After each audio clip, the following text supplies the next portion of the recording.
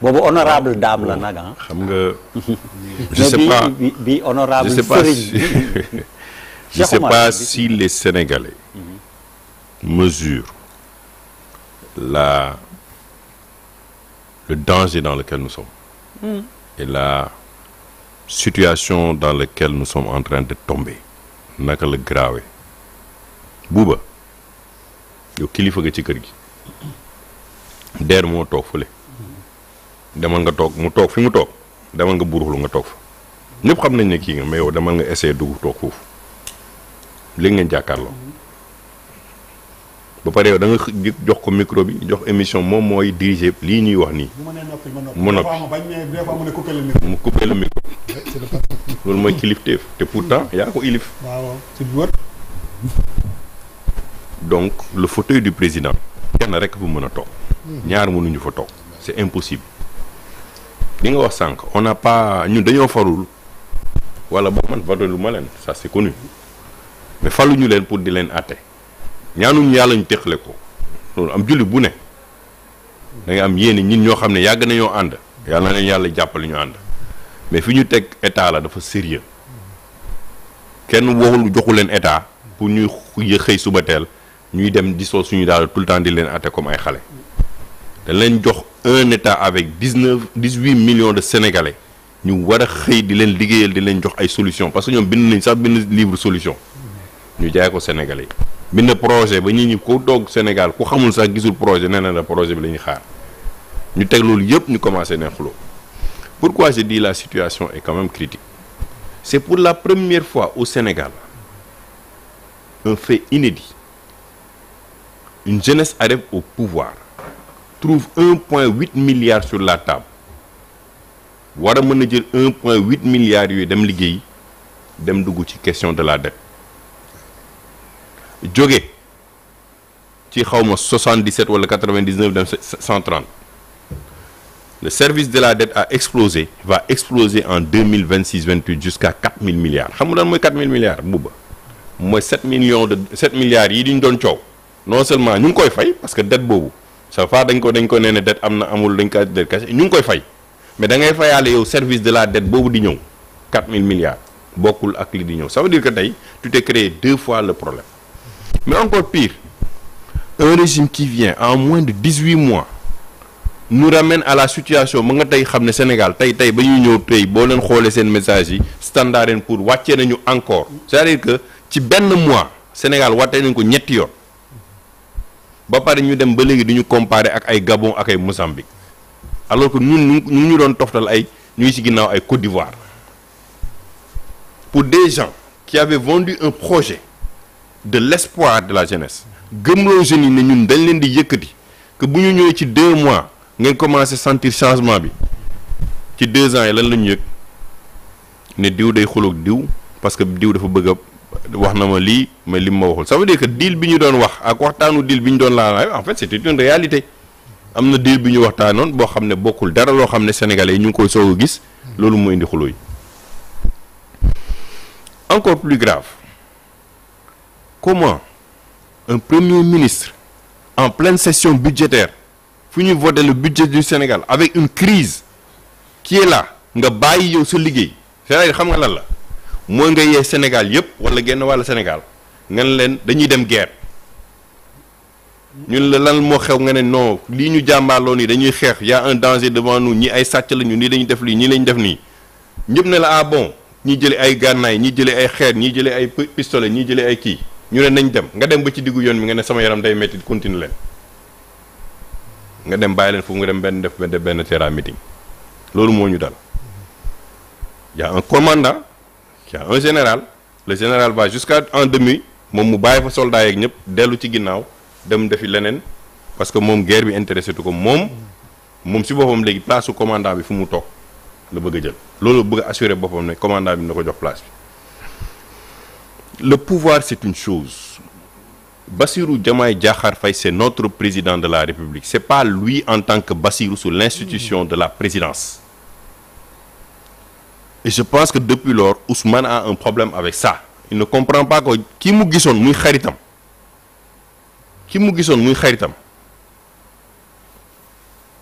nekkatul xaritam président la et je sais que Diomaye s'est rendu compte d'une chose, d'une grosse bêtise, pas bêtise en quelque sorte, mais ñun dañ ko doon prôné mooy boo nekkee président de la République bàyyil boppu parti bi, tu gères le Sénégal. Il s'est retourné, il a démissionné et il a vu que l'appareil qu'il a démissionné est en train d'instrumentaliser contre lui. mu posé ko problème man xaw ma Bassirou benn yoon la ñu mës a wax téléphone c'était sur le cas de Ndingler xaw ma ko minuma ko mais je doute fort que Bassirou soit quelqu'un qui n'est pas plein de conviction. Non, n'oublions pas, c'est l'architecte de Pastef. Boo gisee ñu bëri waxuñu c'est même pas seulement affaire u décret bi de ñemewuñu Bassirou parce que c'est l'architecte moo doon nekk ci réunion yi moo doon fekkee moo yore woon xaalis bi moo tabax l'architecture de Pastef. Genre boîte noire quoi bu ñu doon kii. kon xam na tey képp ku nekk ci Pastef ban rôle nga joué depuis 10 ans ba nga nekkee ci Pastef waxuma la li mu nekk présidence xam nga présidence moom lay ñëw dañ lay indi rapport u Cheikh Omar rapport bu kii du rapport secret ñëpp ah yëpp lay jël bu malal yëpp donc le président de la République en tant qu'institution reçoit défense dañ koy jox ak devant le président dina xam ñu ne ko defal ko ay enquête sur les personnes fi ngay jaar fi nga kii yooyu. Donc, il reçoit des dossiers qui concernent la défense, qui concernent yenn yoo xam ne priorité am la moom moo ko jot premier ministre di ko jot keneen du ko jot. moo koy jot. mais kooku mooy jot loolu ba pare xam Pastef. est-ce que xam ngeen li mu leen wax kooku moo xam exactement tout le déroulé de Pastef. de sa vie ni mu commencé ba heure ba muy nekk présidence. c'est pas comme Macky Sall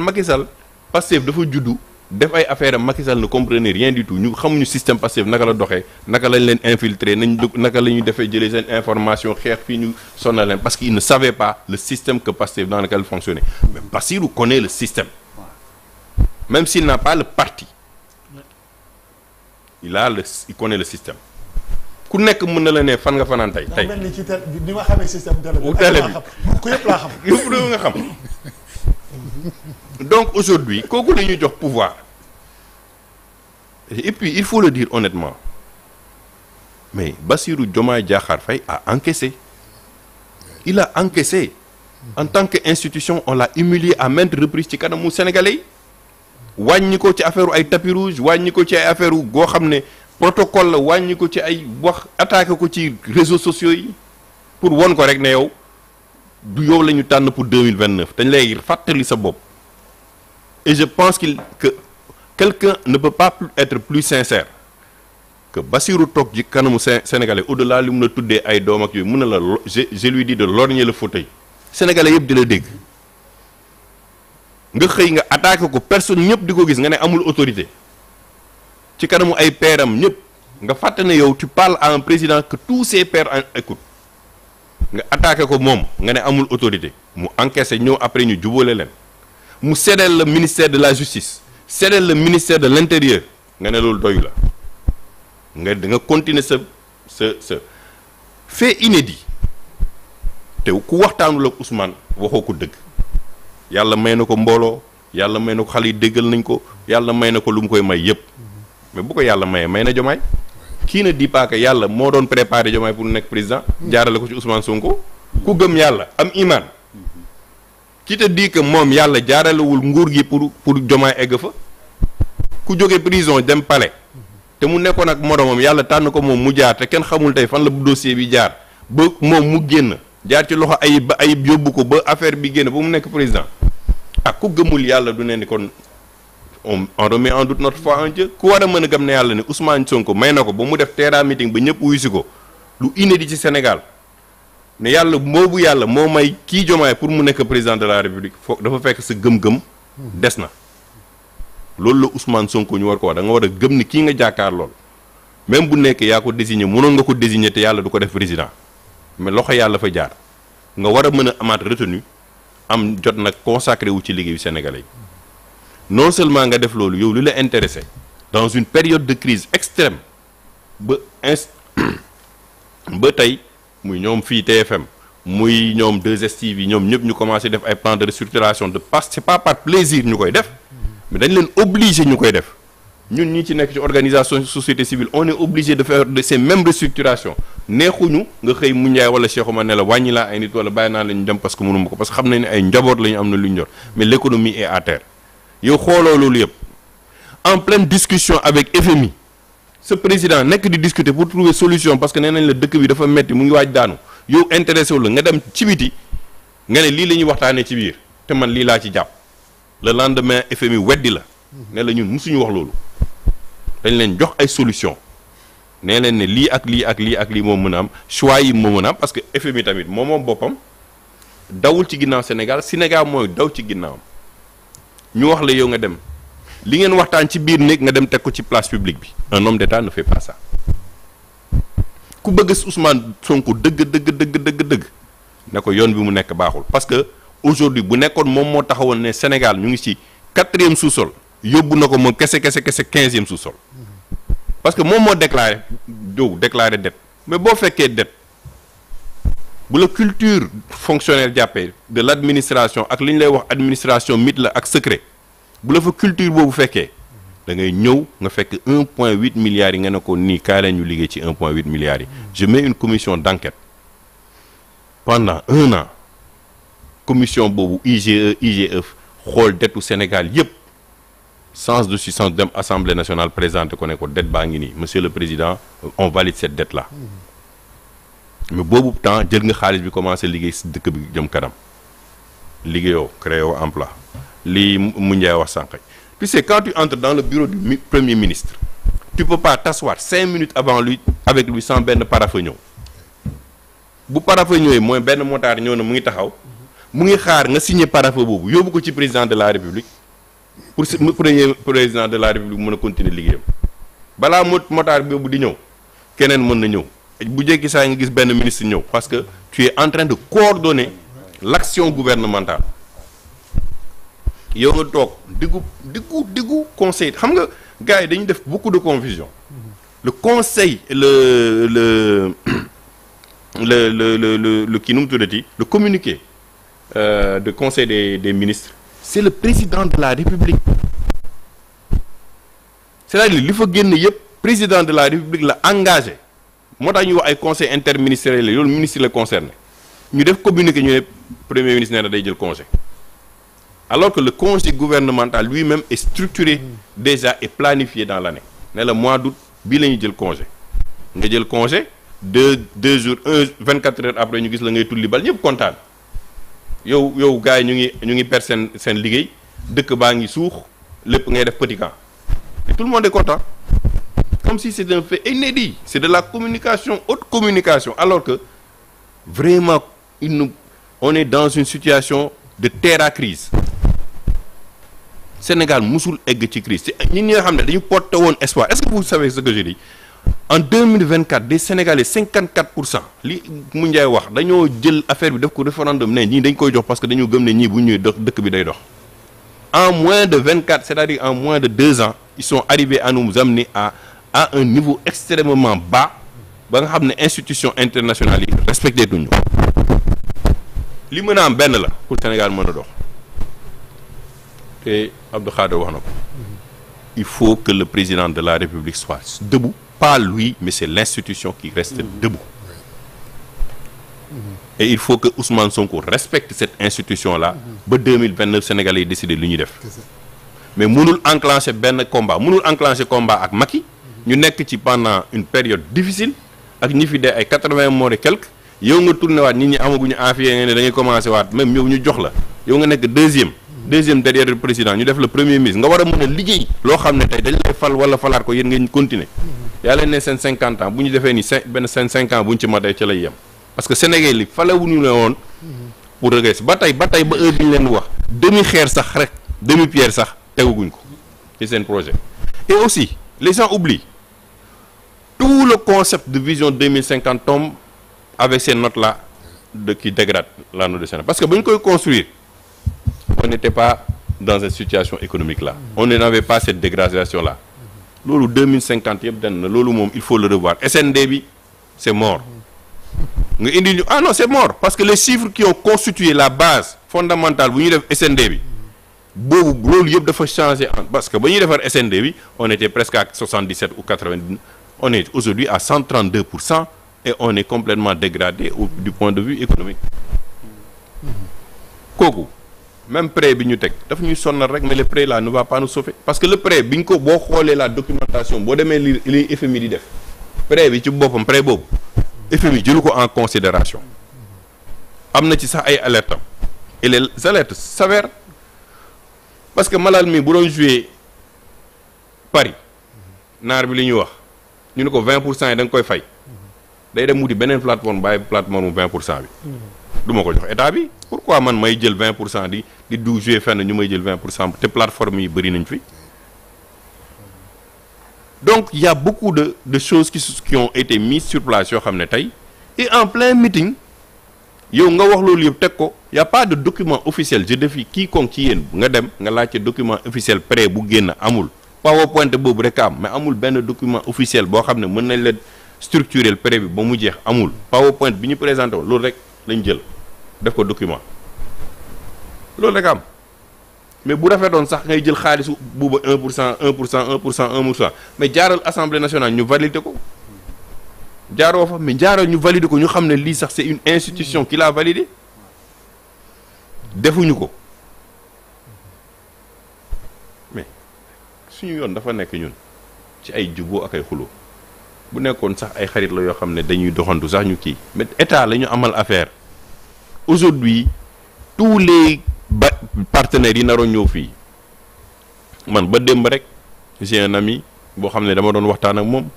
naroon fii on était avancé sur un projet qui devait venir ici mais waa ji dafa ne je suspends ba xam lan ngeen di def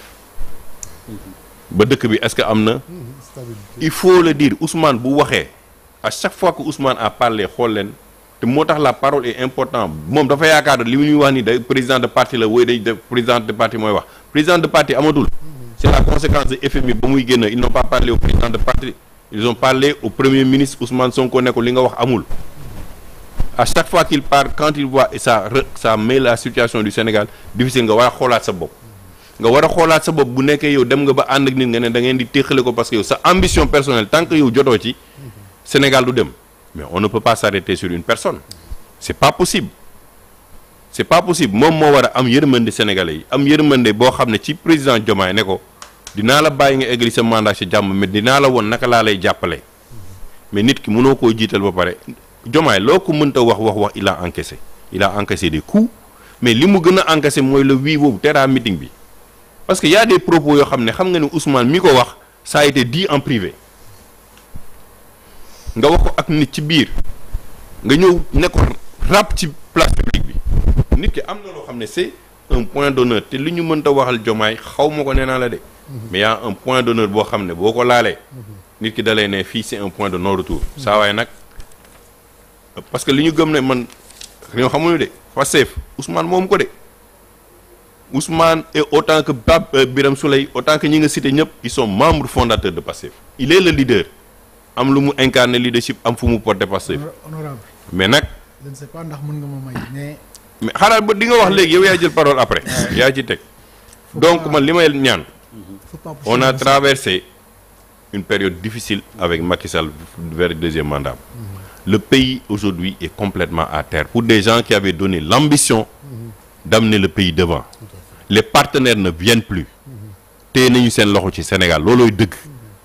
FMI taxawaayam tey ci Sénégal c'est avec beaucoup de prudence parce que ils se disent que kii ñu jàkkaarloo bu nekkee il est capable de sortir dire des secrets di ñu mettre en mal avec la population pour sa propre personne kooku mënuñu ko wóolu président de la République prenez vos responsabilités fi may daanelee mooy li mu Ndiaye wax on ne peut pas avoir la crise malienne di nax suñu bopp ci ay xuloo ñoo xam ne suñu yoon nekku ci la crise malienne est une crise très très grave aujourd'hui si le Mali tombe les djihadistes ils ont un pays d'à peu près 1,2 million qui a plein de ressources or bépp li nga mën a xalaat mu ngi Mali mais ils ont quelque chose que le Sénégal n'a pas. C'est le pétrole, c'est le gaz c'est le zircon c'est tout ça mais surtout la façade maritime bi nga xam ne tey mooy tax marchandises yi yëpp di dugg ci seen biir donc yooyu nga yaakaar ne man yor naa 1,2 million de kilomètres carrés ma am un besoin vital de pouvoir avoir à ma disposition une façade pour ma mën a continuer samay expansion te du ma jéem a xool dëkk boobu naka laa koy contrôler dañuy nax suñu bopp parce que ils ont de l'autre côté le Burkina c'est ça te Mali bu daanoo l'AES n'existe plus donc nous on est carrément face à un dilemme cornélien avec l'histoire du Mali gisuñu benn disposition bi ñu jël gisuñu benn waxtaan bu ñu waxtaan mobiliser nit ñi les acteurs au niveau international pour leneen taxaw leen ci affaire u Mali mais c'est extrêmement grave nga ñëw ne nag ñu ne nañu ñëw toog fii di àtte xeex ñun fa la luñu pour ñu àtte xeex dañu yaakaaroon ne bu ñu eggee projet ce fameux projet qu'ils ont vendu au Jakartaman au taximan à la vendeuse de gerte caaf ñëpp koo xool koo laal koo waxtaanal jaaykatu café bi Touba koo laaj mun la projet bi dañuy xaar te projet bi ba léegi tegul benn xeex lu dul ay xeex quand même soyons sérieux et je pense que loolu nag vraiment sénégalais yi nelawuñu te élection yii di ñëw boo ñu moytul ñoom dina leen bett trop. alors dam bëggoon dem pub mais comme yaa njëkkoon jël parole te bon def nañ tour certainement am na